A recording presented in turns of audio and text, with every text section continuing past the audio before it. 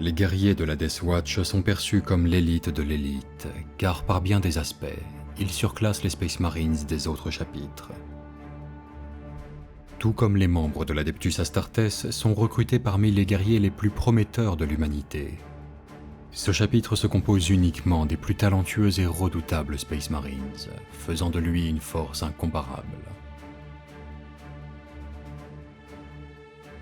La Death Watch est organisée en petites compagnies d'élite.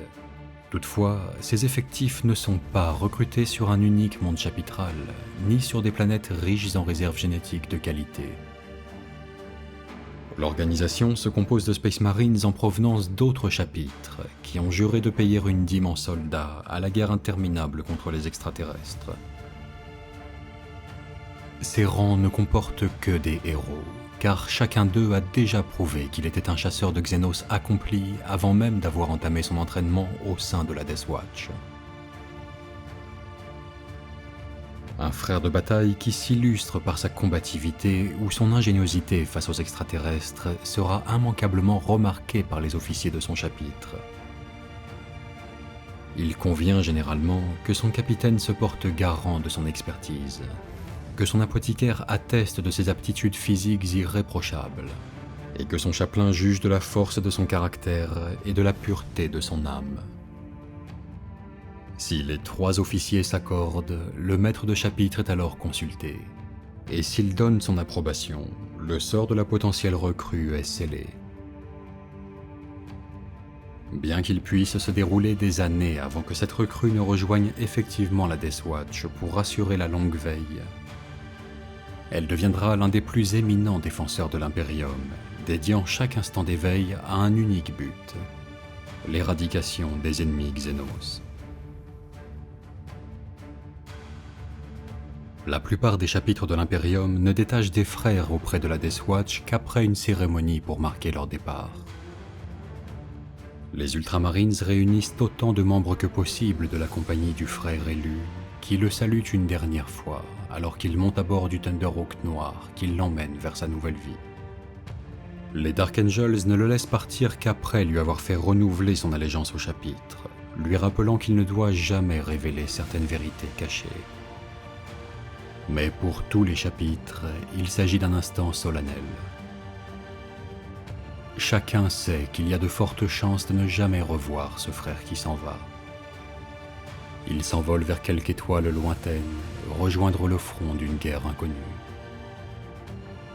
C'est en signe de respect pour celui qui, tel un martyr, va à l'encontre d'un destin funeste que son armure est peinte en noir. Dès son arrivée à la forteresse du Guet, la recrue subit un régime éreintant de conditionnement physique et mental qui l'amènera au summum de l'efficacité. Avant son intronisation au sein de la Death Watch, le Space Marine a peut-être déjà affronté des dizaines, si ce n'est des centaines d'espèces extraterrestres. Mais des milliers d'autres créatures inconnues hantent encore les sombres recoins de la galaxie. Au cours d'une procédure harassante d'hypno-endoctrinement, le subconscient de la recrue est rempli de tous les détails que la Death Watch a glanés au sujet des némésis de l'humanité. Ainsi, même lorsque l'enrôlé fait face à un adversaire Xenos pour la première fois, ses points faibles et ses vulnérabilités remontent à la surface de son esprit. Au cours de cet entraînement, comme avant chacun de ses déploiements ultérieurs, chaque guerrier a accès à l'armurerie de sa forteresse et choisit les instruments de guerre qui lui conviennent le mieux. Si l'innovation technologique relève quasiment de l'hérésie dans la plupart des branches de l'Imperium, elle n'est pas proscrite au sein de la Death Watch. Ainsi, les technoprêtres de l'Adeptus Mechanicus ont pu déployer une bien plus grande liberté créative lorsqu'ils ont conçu l'arsenal de ce chapitre. Par ailleurs, la Death Watch réévalue et affine ses tactiques de mission après chaque nouveau conflit, et son équipement évolue constamment car il est soumis au même examen rigoureux. Mais l'arme la plus emblématique du chapitre demeure le bolter Artifex. Variante plus sophistiquée du bolter standard que l'on trouve au sein de l'Adeptus Astartes, il présente la particularité de pouvoir tirer différents types de munitions. chacune étant sélectionnée au moment de tirer selon la nature de la cible pour lui occasionner le maximum de dégâts. Même les armes lourdes et les canons des aéronefs propres à ce chapitre peuvent être réglés pour tirer divers types de munitions ou de faisceaux d'énergie. C'est une mesure nécessaire, car la Deathwatch connaît rarement la composition exacte de la force adverse et considère la polyvalence comme sa meilleure arme. Il n'est d'ailleurs pas rare que tous les membres d'une même escouade portent un armement différent. Mais le nombre de munitions que peut tirer un bolter Artifex permet déjà théoriquement à tout membre de la Deathwatch de pouvoir arracher la victoire face à n'importe quel extraterrestre. Parmi les recrues intégrant la Deathwatch, certaines ont suivi une voie ténébreuse avant d'accéder aux portes de la forteresse du Guet. Ces étranges guerriers appelés Black Shields ne divulguent jamais leur véritable nom et n'arborent pas l'héraldique de leur chapitre. Toute icône, couleur ou écriture qui les identifierait a été effacée de leur armure, et ils revêtent la noble livrée de la Deathwatch. Même si cela se produit assez rarement, un Black Shield qui entre dans une forteresse du Guet doit adresser une demande officielle à son maître.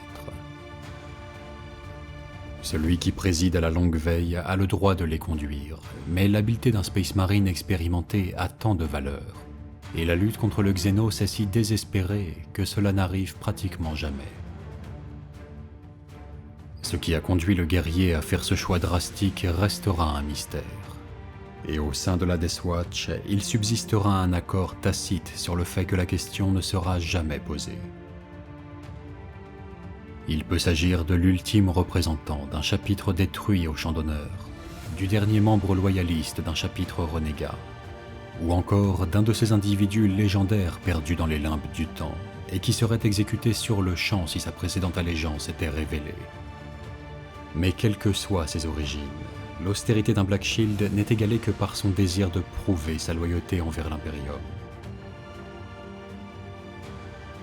Une fois que le Space Marine a achevé son entraînement initial au sein de la Deathwatch, il met de côté le grade antérieur qu'il avait au sein de son chapitre et est assigné à une escouade appelée Kill Team. Chacun de ces groupes est un mélange de frères de bataille issus de chapitres différents, jusqu'à 10 parfois, chacun ayant sa culture, sa spécialité et sa vue personnelle de l'art de la guerre. Cela peut naturellement engendrer des frictions et des rivalités, mais les membres de ces équipes partagent les mêmes idéaux et ont prêté le même serment: défendre l'humanité à tout prix. Au fil du temps, les Space Marines qui combattent ensemble au sein de ces Kill Teams nouent immanquablement des liens face à l'adversité. Chaque équipe apprend à respecter et même à se fier aux différentes méthodes et capacités des éléments qui la composent.